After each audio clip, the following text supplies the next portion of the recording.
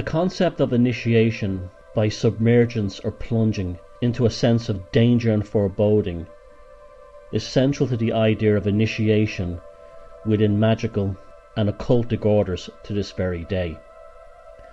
The purpose of such an initiation is to act almost akin to a post-traumatic or a present traumatic experience where everything is cleared from the mind and only the absolute sense of terror remains at the present.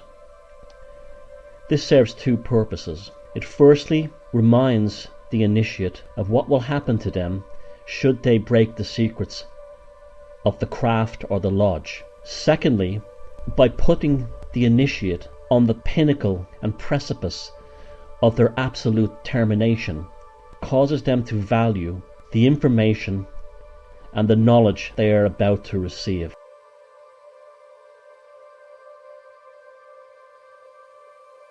The impetus behind such initiations, based on terror and plunging into darkness, comes directly out of the need for secrecy to protect sorcery, and therefore the true meaning of the term the occult, hidden.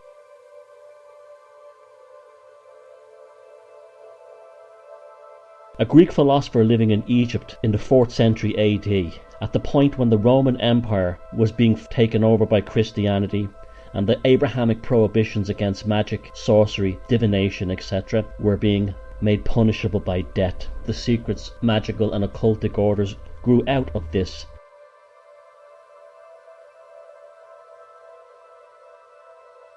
The Greek philosopher's name was Lambilicus, and he offered an account of ceremonies used at the time to initiate new members into the Magi, or the circle of magicians.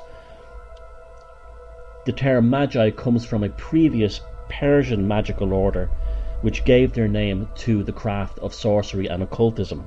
According to Lambilicus's account, the process always involved the initiate being led through a massive doorway set between the four legs of a sphinx, and then passing through a nerve-wracking and terrifying series of tests and trials, which would include facing a gigantic, terrifying automaton and other engineered and manufactured ghosts, being forced to crawl through an ever-narrowing tunnel, and then wading across pools that appeared to have no end, being forced to hang from a brass ring, and then facing possible death by being poisoned, finally being tempted by beautiful young dancing girls trying to seduce the initiate.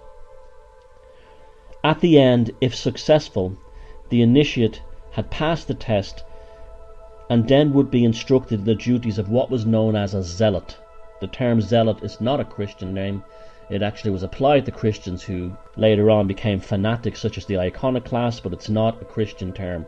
Zealot means originally an initiate of a magical order. This would be the first rank of the Magi in the secret sect, hidden within the Roman Empire as it was Christianizing.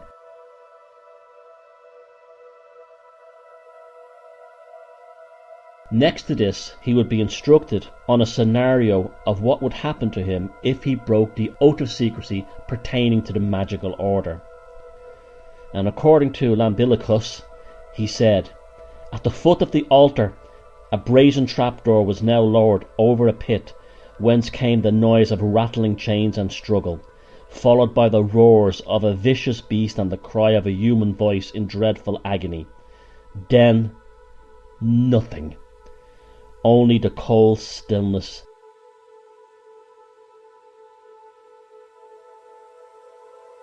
This idea of facing terror, plunging into darkness, restoration is of course, obviously, a kind of symbolic death. What began towards the end of the pagan Roman Empire and the emergence of Christianity has continued with all magical and occult orders to the very present. Some of these ceremonies have taken place within the most elaborate and magnificent scenarios and locations, and among the most famous of these is the ornate second initiation well at Quinta da Regaliera in Sintra, Portugal.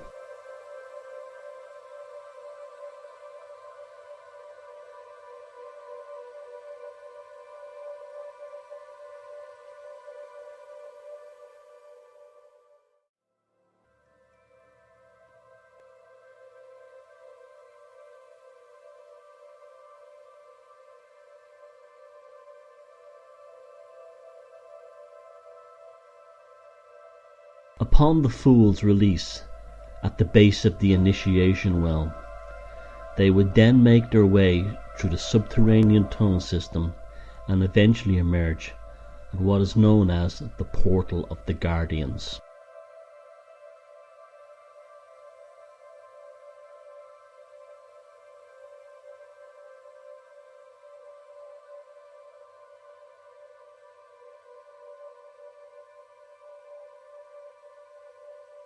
The Portal of the Guardians itself is one of the most graceful and elegant structures at Quinta da Regaliera,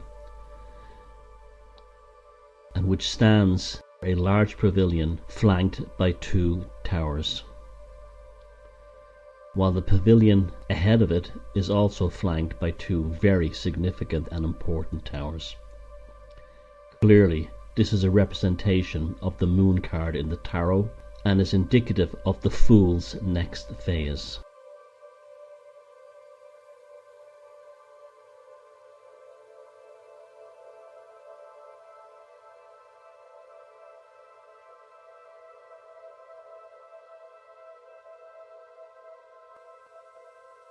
Having been made aware of the secrets of the Quinta da Regaliera secret society, the initiate or fool has to now carry the burden of this secret knowledge for the rest of his life. His spiritual growth is dependent upon the dark secrets held within him, which he must never disclose to anyone. Facing the landscape of the moon card, his fortitude and loyalty to the secret society will now be tested for the rest of his life.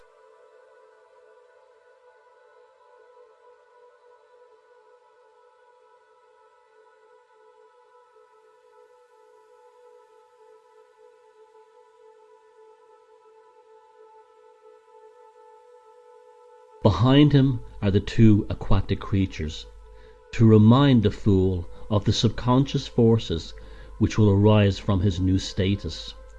These will manifest over the course of his life in terms of dreams, phobias, and nightmares, but they are not without purpose. They manifest in order to create a guidance from the subconscious mind. Within the tarot card of the moon, we see either a depiction of a crab or lobsters at the base of the card. Again, this represents subconscious forces of the psyche, bringing up repressed memories and ancient codes, which will help guide the fool along the dark night of the soul.